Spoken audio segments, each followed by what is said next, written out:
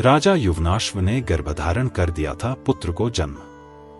विज्ञान के इस दौर में एक पुरुष द्वारा गर्भधारण करके अपनी संतान को जन्म देना संभव है और हाल ही में कुछ ऐसे केस हुए भी हैं।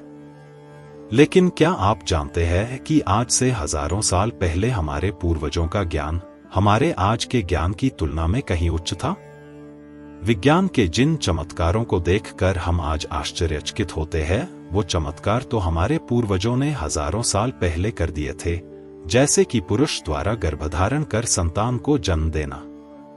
आज हम आपको श्री राम के पूर्वज राजा युवनाश्व की कहानी बताएंगे, जिन्होंने स्वयं गर्भधारण करके अपनी संतान को जन्म दिया था, जो कि चक्रवर्ती सम्राट राजा मांधाता के नाम से प्रसिद्ध हुई।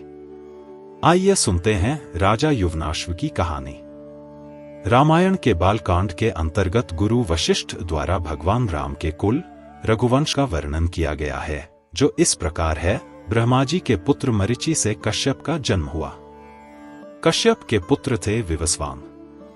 विवस्वान के पुत्र थे वैवस्त मनु, जिनके 10 पुत्रों में से एक का नाम इक्ष्वाकु था।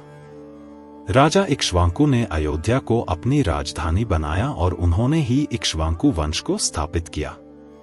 इसी वंश में राजा युवनाश्व का जन्म हुआ, लेकिन उनका कोई पुत्र नहीं था।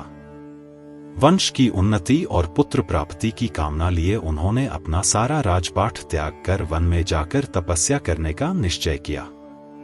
वन में अपने निवास के दौरान उनकी मुलाकात महर्षि भृगु के वंशज च्यवन ऋषि से हुई।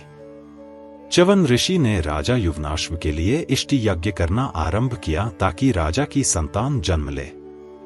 यज्ञ के बाद च्यवन ऋषि ने एक मटके में अभिमंत्रित जल रखा, जिसका सेवन राजा की पत्नी को करना था ताकि वह गर्भधारण कर पाए।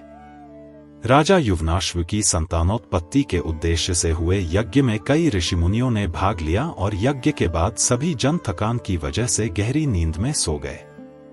रात्रि के समय जब राजा युवनाश्व की नींद खुली तो उन्हें भयंकर प्यास लगी।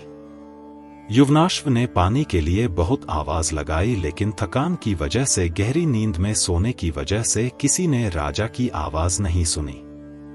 ऐसे में राजा स्वयं उठे और पानी की तलाश करने लगे। राजा युवनाश्व को वह कलश दिखाई दिया जिसमें अभिमंत्रित जल था। इस बात से बेखबर कि वह जल किस उद्देश्य के लिए है, राजा ने प्यास की वजह से सारा पानी पी लिया।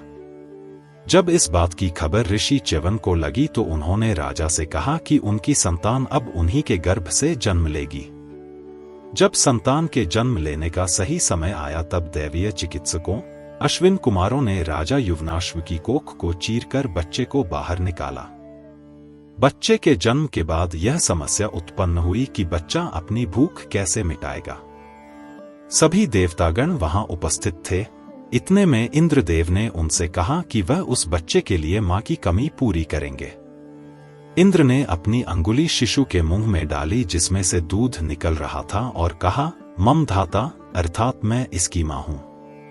इसी वजह से उस शिशु का नाम ममधाता या मांधाता पड़ा। जैसे ही इंद्रदेव ने शिशु को अपनी अंगुली से दूध पिलाना शुरू किया, वह शिशु 13 बित्ता बढ़ गया। कहते हैं, राजा मांधाता से सूर्य उदय से लेकर सूर्यास्त तक के राज्यों पर धर्मानुकूल शासन किया था। इतना ही नहीं, राजा मांधाता ने 100 अश्वमेघ और 100 राजसूय यज्ञ करके 10 योजन लंबे और 1 योजन ऊंचे रोहित नामक सोने के मत्स्य बनवाकर ब्राह्मणों को भी दान दिए थे। लंबे समय तक धर्मानुकूल रहकर शासन करने के बाद राजा मांधाता ने विष्णु के दर्शन करने के लिए वन जाकर तप करने का निर्णय किया और विष्णु के दर्शन कर लेने के बाद वन में ही अपने प्राण त्याग स्वर्ग की ओर प्रस्थान किया।